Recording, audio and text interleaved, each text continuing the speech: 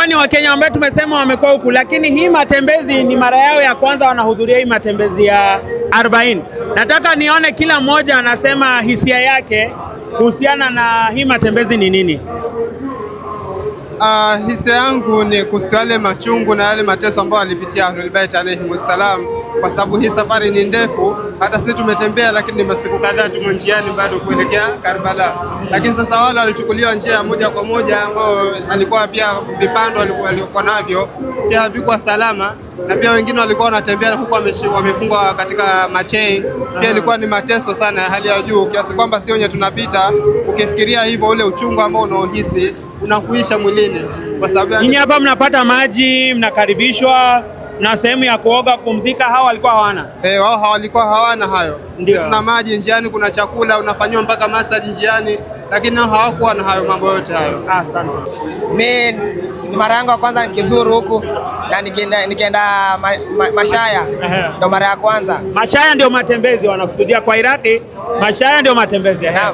Na Kenya nimejifunza kutokana na hapa ni ile ukarimu ya watu, vile wametukaribisha.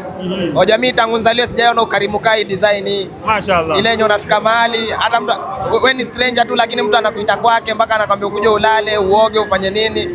Anakupea hadi chakula. Yaani ni kitu yenye tunafaa tujifunze kama dunia, watu wengi, yani kwa sababu Mtume aliongelea kuhusu kukirimu mgeni. Sasa kitu tunafaa kujifunza.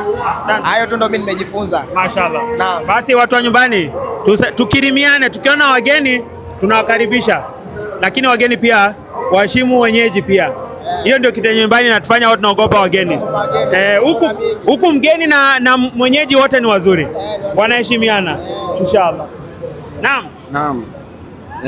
Hisia nilopata mimi ni kwanza, kitu cha kwanza vile nilivyochoka na yani natasawwar akilini kwangu namna gani walikuwa kina Imam. Maanake angalia vile maisha yalivyoendelea sasa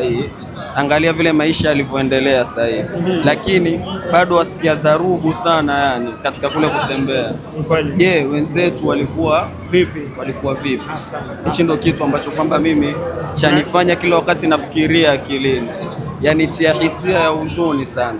Na alhamdulillah watu wamejipamba na sifa ya karam. Mashaallah. Njiani kote huku hakuna tabu, alhamdulillah.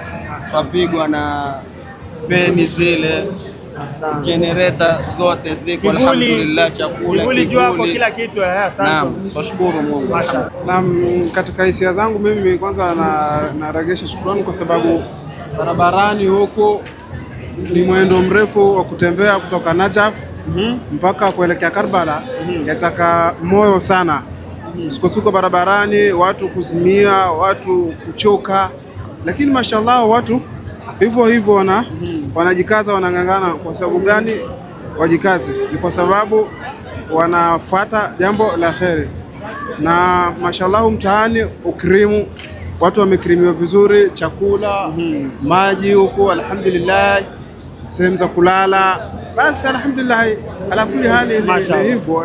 Na misi yangu ni fupi tu, nimeweza kupata ya kwa ile upendo wa Ahlul Bait umebakia mpaka sasa hivi. Mashaallah.